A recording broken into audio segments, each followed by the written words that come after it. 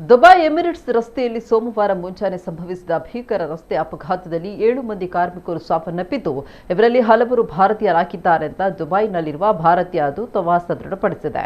Mini bus ಹಾಗೂ truck ನಡುವೆ ಸಂಭವಿಸಿದ ಈ ಘರ್ಷಣೆಯಲ್ಲಿ 9 ಮಂದಿ ತೀವ್ರವಾಗಿ ಗಾಯಗೊಂಡಿದ್ದಾರೆ.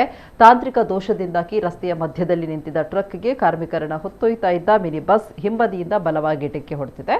ಅಪಘಾತದ ರಭಸಕ್ಕೆ ಮಿನಿ ಬಸ್ ನಜ್ಜುಗುಜ್ಜಾಗಿದ್ದು, ಸ್ಥಳದಲ್ಲೇ 7 ಮಂದಿ ಕೊನೆಯುಸಿರೆಳೆದಿದ್ದಾರೆ. ದುಬೈ ಪೊಲೀಸರ ಮಾಹಿತಿ ಪ್ರಕಾರ ಬಸ್ ಚಾಲಕನ ಅಜಾಗರೂಕತೆ ಮತ್ತು ವಾಹನಗಳ ನಡುವೆ ಸುರಕ್ಷಿತ ಅಂತರ ಕಾಪಾಡಿಕೊಳ್ಳುವಲ್ಲಿ ವಿಫಲವಾಗಿರುವುದೇ ಈ ದುರಂತಕ್ಕೆ ಕಾರಣ. ಗಾಯಗೊಂಡ 9 ಮಂದಿಯಲ್ಲಿ 5ರ ಸ್ಥಿತಿ ಗಂಭೀರವಾಗಿದ್ದು, 4 ಮಧ್ಯಮ ಪ್ರಮಾಣದ ಗಾಯಗಳಿಗೆ ತುತ್ತಾಗಿದ್ದಾರೆ ಅಂತ ತಿಳಿಸಿದ್ದಾರೆ. ಅಪಘಾತದ ಸುದ್ದಿ ತಿಳಿತಾ ಇದ್ದಂತೆ ದುಬೈಯಲ್ಲಿರುವ ಭಾರತೀಯ ರಾಯಭಾರಿ ಕಚೇರಿಯ ಅಧಿಕಾರಿಗಳು ಆಸ್ಪತ್ರೆಗೆ ಭೇಟಿ ನೀಡಿ ಪರಿಶೀಲನೆ ನಡೆಸಿದ್ದಾರೆ.